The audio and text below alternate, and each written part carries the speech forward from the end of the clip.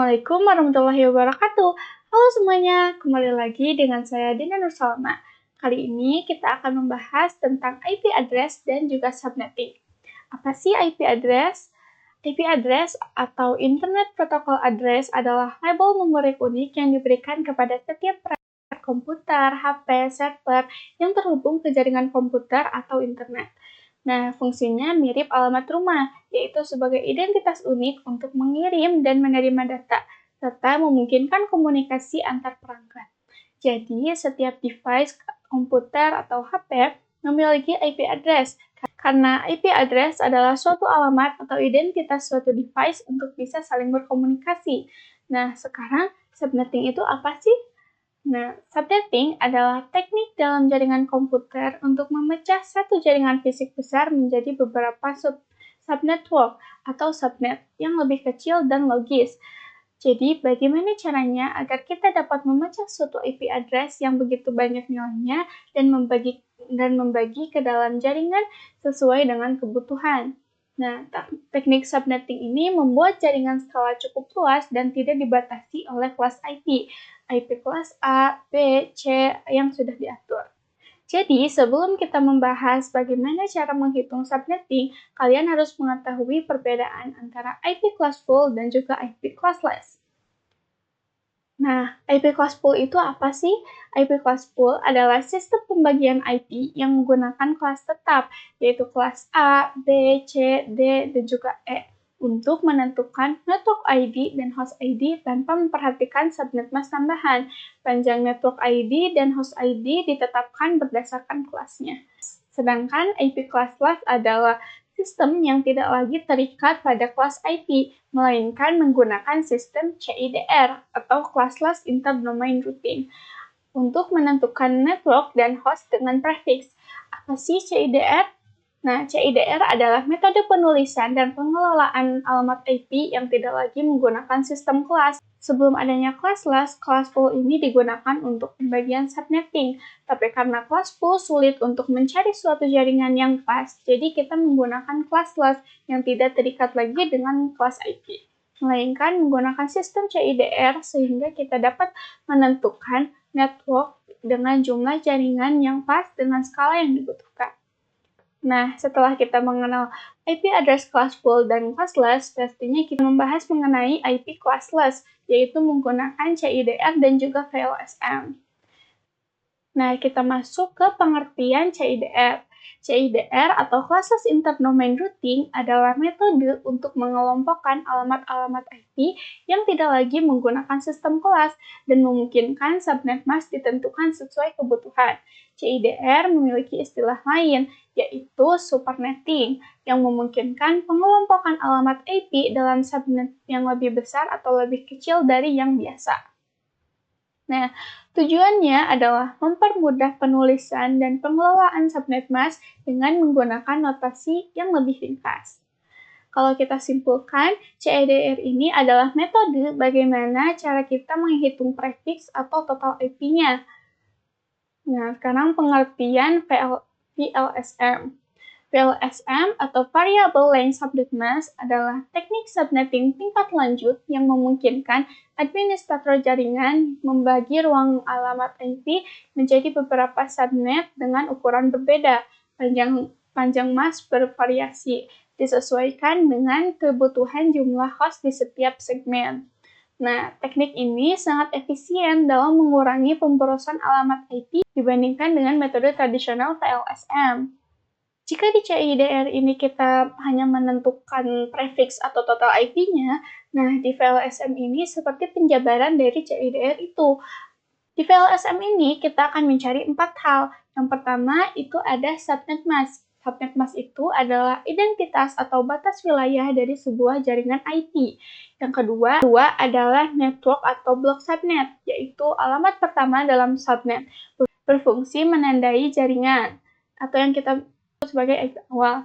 Yang ketiga adalah IP host, yaitu alamat IP yang dipakai perangkat dalam jaringan.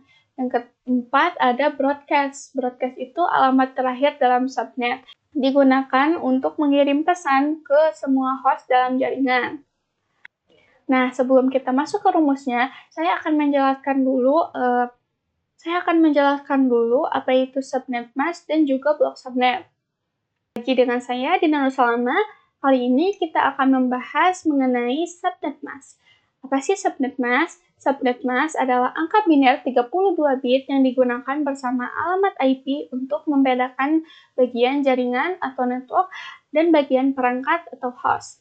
Ini menentukan apakah sebuah perangkat berada di jaringan lokal atau eksternal, memungkinkan pembagian jaringan besar menjadi subnetwork yang lebih efisien dan terkelola. Biasanya, walaupun IP address-nya berbeda-beda, subnet mask-nya akan tetap sama. Diumpamakan, IP address itu sebagai alamat rinci dan subnet mask itu sebagai kode pos. Subnet mask sendiri terdiri dari 4 oktet. 4 oktet. Setiap oktetnya itu terdiri dari 8 bit. Tulisannya itu seperti ini, 255.255.255.0. Nah, angka 0 ini biasanya berubah sesuai dengan IP hostnya. Yang di VLSM yang akan kita cari adalah angka 0-nya ini, atau IP hostnya. Nah, sama halnya dengan IP address. Jika 3 angka pertamanya sama, berarti sudah dipastikan PC-PC itu berada pada jaringan yang sama. Yang membedakannya itu hanya angka terakhirnya, yaitu host port-nya. Sekian pembahasan tentang subnet mask. Kita akan lanjut ke blok subnet atau network. Blok subnet adalah pembagian logis dari jaringan IP yang lebih besar menjadi beberapa subjaringan yang lebih kecil, bertujuan meningkatkan efisiensi dan juga keamanan.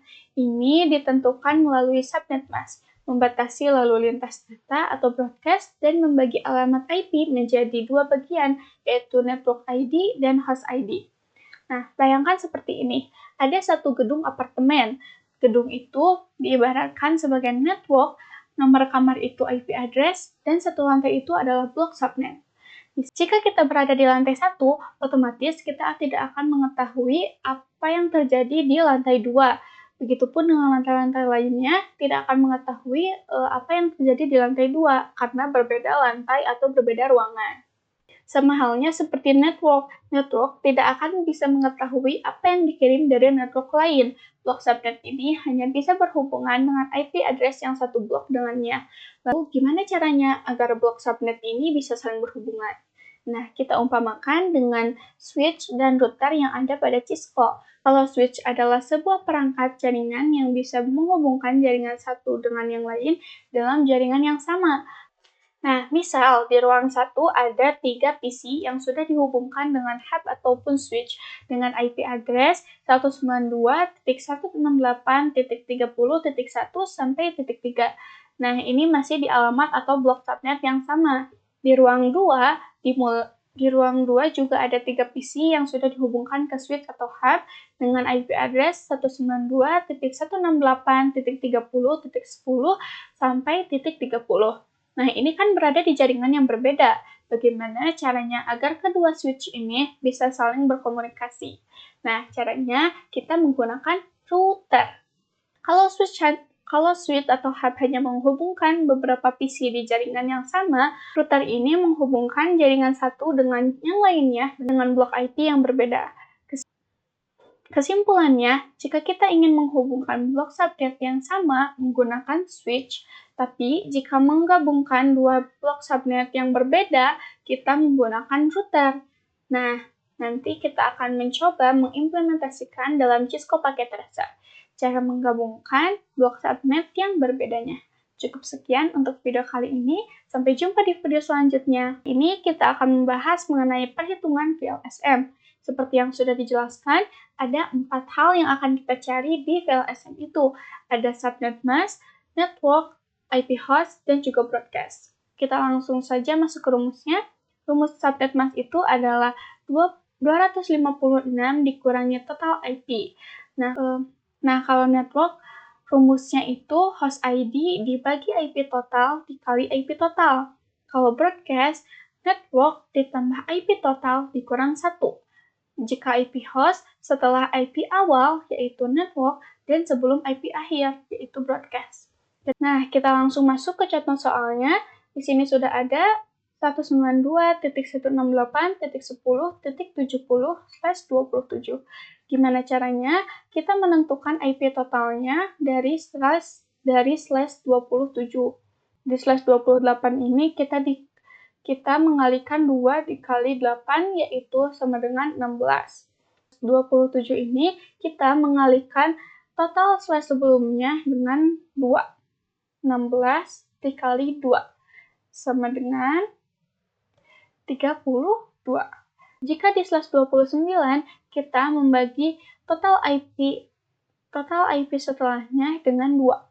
Berarti 16 dibagi 2 sama dengan 8. Nah, seperti itu ya. Ini tuh teknik CIDF. Nah, berarti slash 27 ini IP totalnya itu 32. Nah, subnet masknya 256 dikurangi IP total. IP totalnya 32, 256 dikurangi 32 itu 224. Nah, subnet masknya sudah ketemu, berarti penulisannya seperti ini. 255.255.254. Nah, network itu host IP dibagi IP total dikali IP total. Host IP itu yang mana? Host IP itu yang angka paling akhir di IP address. Berarti 70 dibagi IP totalnya 32 dikali IP total lagi 32. Sama dengan, kita pakai kalkulator saja. Nah, 70 dibagi 32. Itu hasilnya 2,1. Tapi kita tidak menggunakan komanya, jadi kita bulatkan saja menjadi 2. Berarti 2 dikali IP total lagi 32. Sama dengan 64. Jadi networknya itu 64. Penulisannya kayak gini. 192.168.10.64. Nah, kita lanjut ke broadcast. Broadcast itu network ditambah IP total dikurangi 1. Networknya itu 64, ditambah IP totalnya itu 32, terus dikurang 1. Sama dengan 64 ditambah 32 dikurang 1. Sama dengan 95. Broadcastnya 95. Jadi penulisannya kayak gini. 192.168.10.95.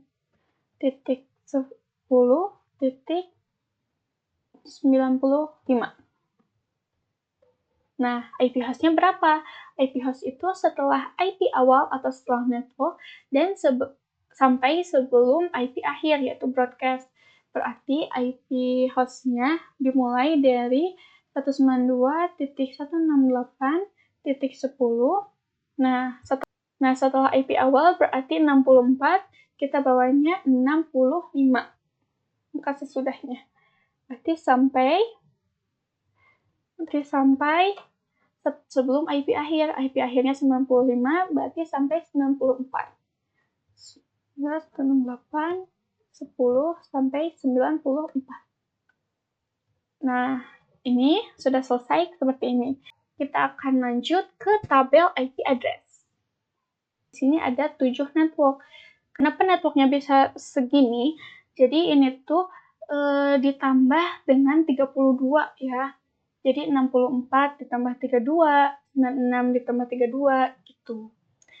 Yang pertama kita cari adalah broadcast. Caranya kita lihat network selanjutnya. Jadi di sini network selanjutnya itu 32, berarti broadcastnya itu 31. Kenapa 31? Karena 32 dikurangi 1, ya sama dengan 31. Nah, untuk host ID itu angka setelah network dan sebelum broadcast. Berarti 1 sampai 30. Kan. Kita lanjut, berarti ini di sini network selanjutnya 64, berarti di sini 63. Berarti host ID-nya 33 sampai 62. 95, ini 127, ini 159, ini 191, ini 223, dan ini 225. Kita masukkan IP host-nya. Berarti IP host-nya dimulai dari 65 sampai 94. Nah, yang ini dimulai dari 97 sampai 126. Nah, ini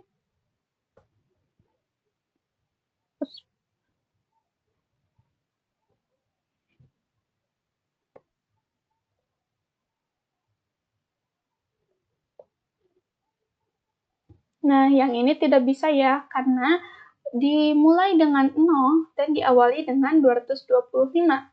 Yang ditanyakan itu ada di network berapa IP tersebut. Nah, misal di sini 192.16.20.70/28. Nah, gimana kita carinya? Kita lihat aja angka belakangnya. Ini angka belakangnya itu 70. Nah, di host ID, angka 70 itu ada di network berapa? Nah, 70 berarti ada di network 3, yaitu antara 65 sampai 94. Selanjutnya kita akan mengerjakan contoh soal perhitungan PLSM. Kali ini kita akan membahas lagi tentang perhitungan PLSM. Di sini saya sudah menyiapkan 2 contoh soal. Nah, kita kerjakan yang pertama, yaitu ada 192.20.30.112/26.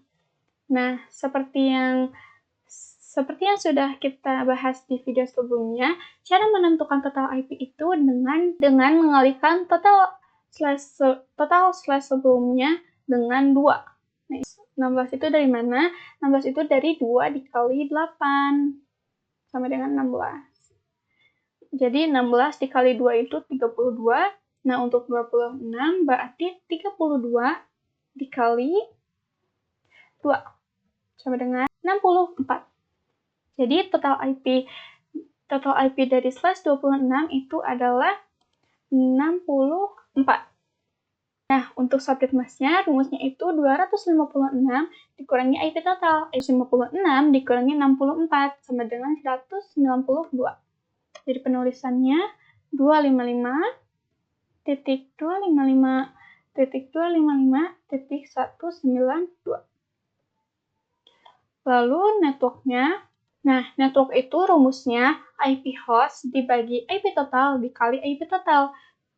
IP host-nya itu 112, kita tulis 112 dibagi IP totalnya itu 64, dan dikali lagi IP total yaitu 64. Coba dengan kalkulator aja, biar cepat. 112 dibagi 64 sama dengan 1,75. Nah, kita bulatkan menjadi 1, berarti 1 dikali 60 dikali 64, itu 64.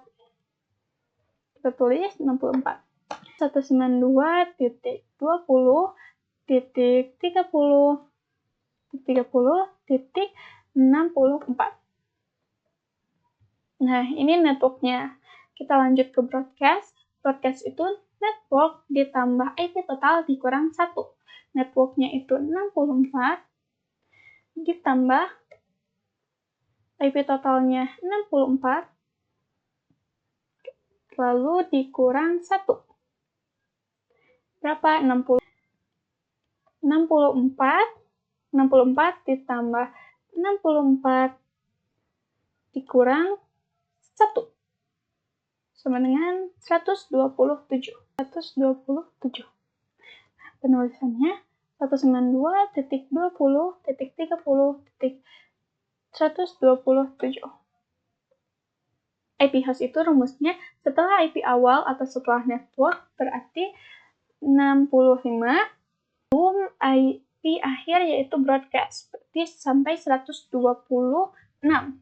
Berarti IP host yang bisa dipakai itu dari 192.20.30.65 sampai 192.20.30.126. Nah, ini IP host yang bisa dipakai untuk IP address ini. Nah, kita lanjut ke soal yang kedua, yaitu ada 192.10.90/28.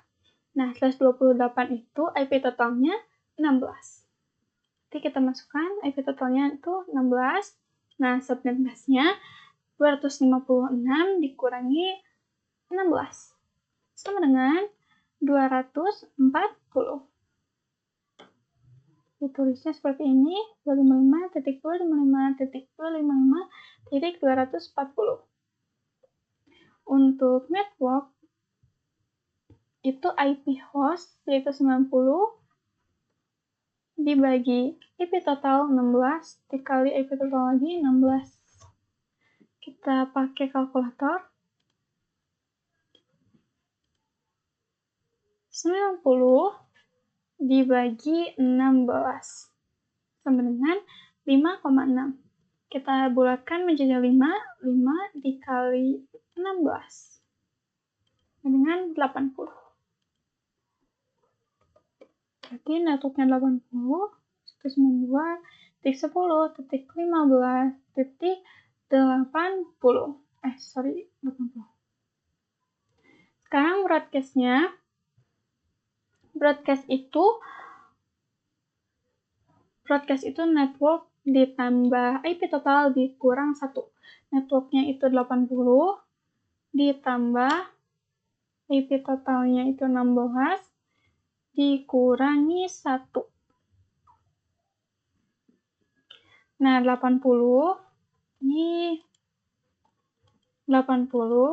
dikurangi 16. Astagfirullahaladzim. 80 ditambah 16 dikurangi 1 sama dengan 95. Nah, 95.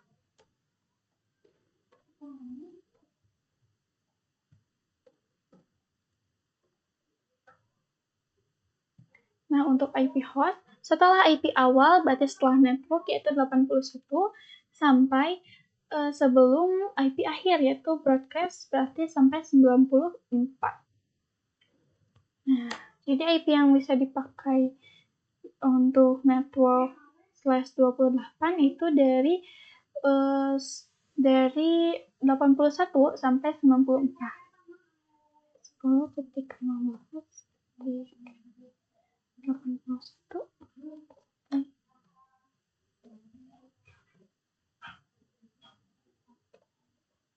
Nah, selesai ya. Nah, sekian untuk pembahasan kali ini. Di video selanjutnya kita akan coba mengimplementasikan di Cisco Packet Tracer. Kali ini kita akan mengimplementasikan IP address yang sudah kita pelajari sebelumnya. Kita akan menyambungkan dua PC. 1, 2. Kita pakai kabel.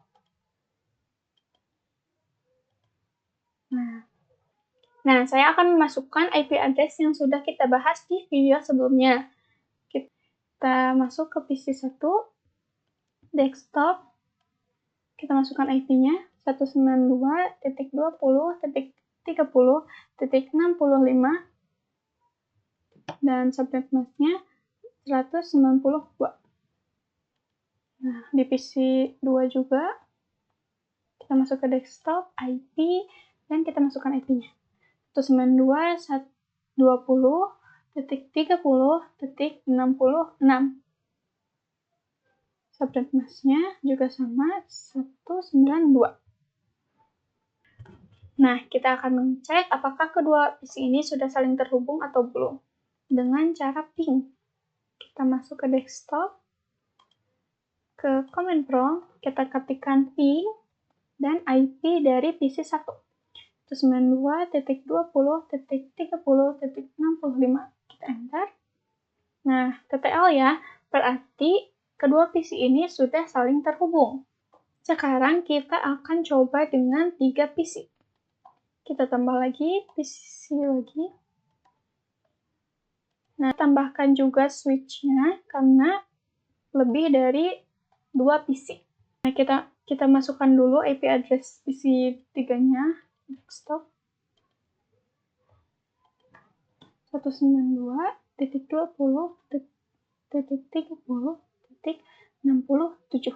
Karena ini 65, ini 66, berarti ini 67. Subnet masknya sama, 192. Nah, kita coba sambungkan PC-nya dengan switch.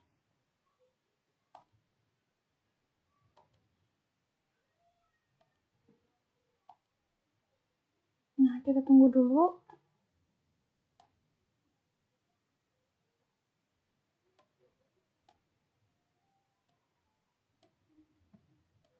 Kita tunggu dulu sampai kabelnya hijau. Nah, ini kabelnya sudah hijau semua. Kita coba ping dari PC 3 ke PC 2.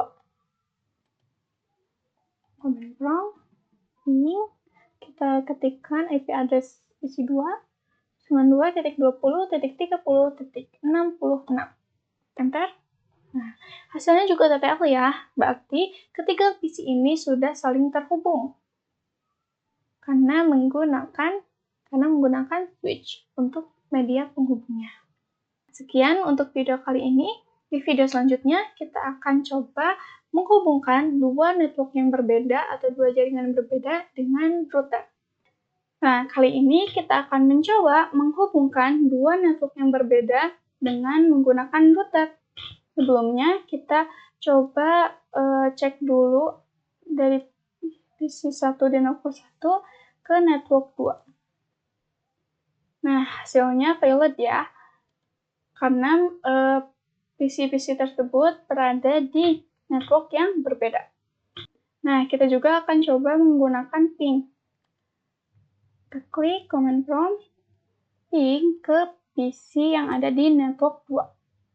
Di 192.10.15.81.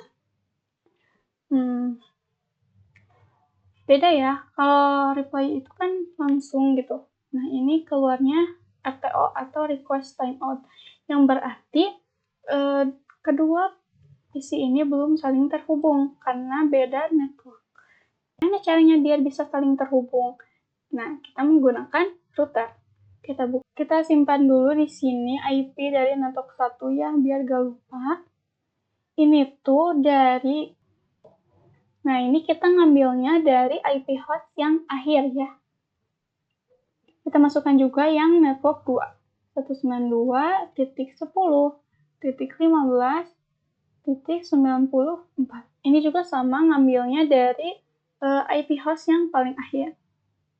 Awalnya itu enable, lalu enter, terus kalian ketik configure terminal, enter lagi, lalu kita masukin interface, gigabit, Ethernet 0/0. Enter. Kita nyalakan dulu, no shutdown. Enter. Nah, ini tuh udah nyala ya. Tuh ini udah hijau. Lalu kita masukkan IP address-nya. IP address 192. Yang network 1 dulu, 192.20.30.126. Lalu subnet masknya 255.255.255.192. Kita enter. Nah, ini udah otomatis ada ya. Nanti kita coba cek. Lalu kita exit. Nah, kita cek di sini apakah sudah ada IP address-nya. Nah, ini udah ada ya IP address-nya. Jadi config ini sama aja kayak CLI gitu. Tapi karena nanti kita pakainya CLI, gak ada config, jadi kita pakainya CLI aja ya. Kita masukkan yang network 2. Jadi interface gigabit Ethernet 0/1. Enter. Masukkan, kita nyalakan dulu. No, shutdown. Jangan lupa dinyalakan ya, karena kalau nggak dinyalain, dia itu nggak akan bisa menghubungkan dua network yang berbeda ini. Oke, kita masukkan IP address-nya juga. 92.10.15.94. Kan tadi salah ya, 94. Lalu subnet masknya 255.255.255.240. Kita enter. Lalu kita exit. Sudah. Kita masukkan IP address yang tadi ke PC-PC-nya. Kalau di router tadi IP address, nah kalau di PC-nya itu adalah default gateway. Kita masukkan 192 yang network 1, 192.20.30.126. Kita masukkan ke semua PC ya.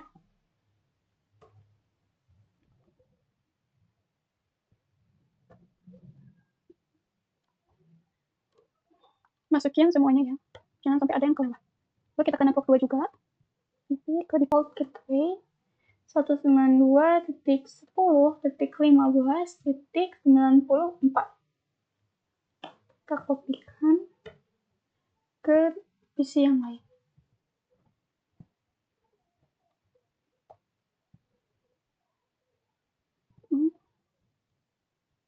Nah, sudah. Nah, biasanya orang-orang itu ada yang menggunakan IP host yang awal ataupun IP host yang akhir untuk mengisi default gateway-nya ini. Tapi kita menggunakannya di sini IP host yang akhir. Nah, ini default gateway-nya sudah dimasukkan ke PC. Sekarang kita coba ngasih pesan dari network 1 ke network 2. Kita coba sekali lagi. Nah, sudah successful ya. Yang berarti kedua network ini sudah saling terhubung. Nah, di sini kita juga coba ping dari network 1 ke network 2. Ini 192.10.15.81 ke PC 1 yang ada di network 2. Enter. Tuh. Hasilnya sudah replay, tidak seperti yang tadi request timeout. Nah, sekarang itu sudah replay karena kedua network ini sudah saling terhubung melalui router.